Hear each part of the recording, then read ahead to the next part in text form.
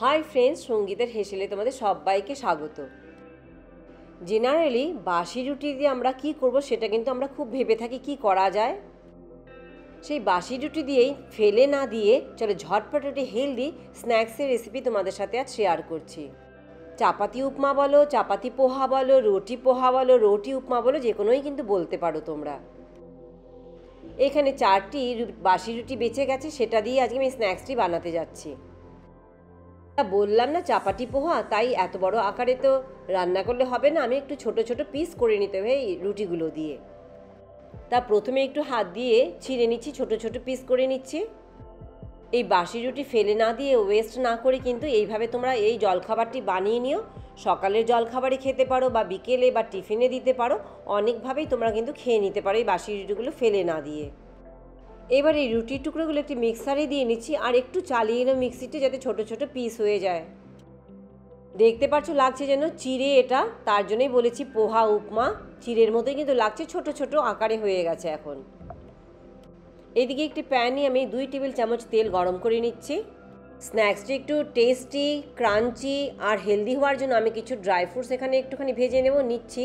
চিনেবাদাম আর কিছুটা কাজু আমি এখানে রোস্ট করে নেব। এতে রুটি হলো কার্বের সাথে প্রোটিনটাও কিন্তু ব্যালেন্স হয়ে যাচ্ছে কিছুটা। আর খাবার সময় চিনেবাদাম আর কাজুর যে ক্রাঞ্চিনেস, সেটা কিন্তু টেস্ট আরও বাড়িয়ে দেয়।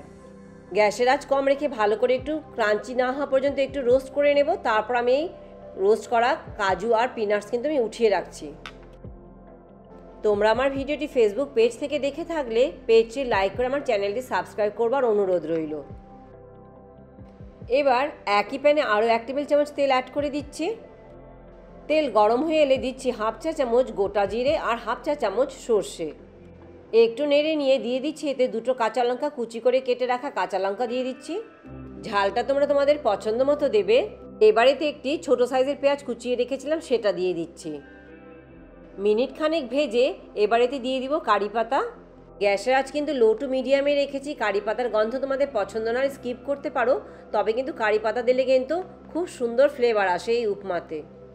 এবারেতে দিচ্ছি একটি ছোট সাইজের আলু, কিউব কিউব করে কেটে রেখেছিলাম ছোট করে, সেটা দিয়ে দিলাম। দিচ্ছি এবার 1/2 টমেটো, একটু মিডিয়াম সাইজের টমেটো 1/2 করে কুচিয়ে কেটে রেখেছিলাম, সেটা দিয়ে দিচ্ছি। দিচ্ছি স্বাদ অনুযায়ী লবণ আর দেবো 1/2 চা চামচ হলুদ গুঁড়ো। সব দিয়ে নেড়ে চেড়ে ভালো করে মিশিয়ে এবার ঢাকা দিয়ে রান্না করব। 4 থেকে 5 মিনিট লো হিটে ঢাকা দিয়ে রান্না করব। এতে টমেটোটা নরম হয়ে আসবে, আলুটাও কিন্তু অনেকটা কুক হয়ে যাবে। মিনিট 5 পর ঢাকা খুলে একটু নেড়ে চেড়ে দিয়ে দিচ্ছি 2 টেবিল চামচ কড়াইশুঁটি। আমি এখানে ফ্রোজেন কড়াইশুঁটি ব্যবহার করেছি, তাই এখন দিচ্ছি। তোমরা যদি ফ্রেশ ব্যবহার করো আলুর সাথেও কিন্তু দিয়ে দিতে পারো।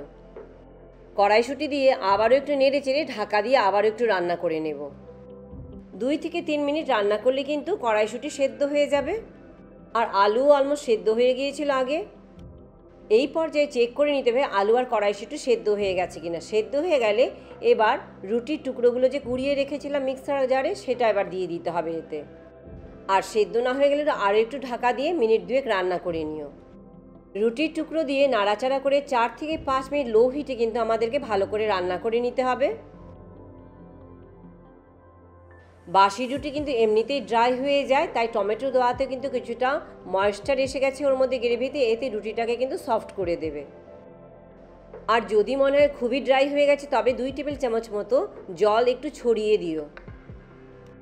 মিনিট 4-5 রান্না করে সব কিছু মিশিয়ে দিয়ে এবার ভেজে রাখা ড্রাই ফ্রুটসগুলো দিয়ে দিচ্ছি। চিনেবাদাম আর কাজু যেটা ভেজে রেখেছিলাম, সেটা মিশিয়ে দিচ্ছি।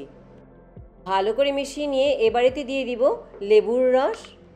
এখানে আমি 1/2 লেবুর রস ব্যবহার করছি, বাট তোমরা তোমাদের টেস্ট হিসেবে অ্যাডজাস্ট করে নিও। দিচ্ছি সামান্য ধনেপাতা কুচি। সব কিছু দিয়ে এবার ভালো করে মিশিয়ে গ্যাস বন্ধ করে দেব। ব্যাস তৈরি হয়ে গেল আমাদের বাসি রুটি দিয়ে রুটি আর চাপাতি উপমা আর রুটি পোহা, যেটাই তোমরা বলো। গরম গরম চায়ের সাথে দুর্দান্ত খেতে, বানিয়ে খেয়ে দেখো।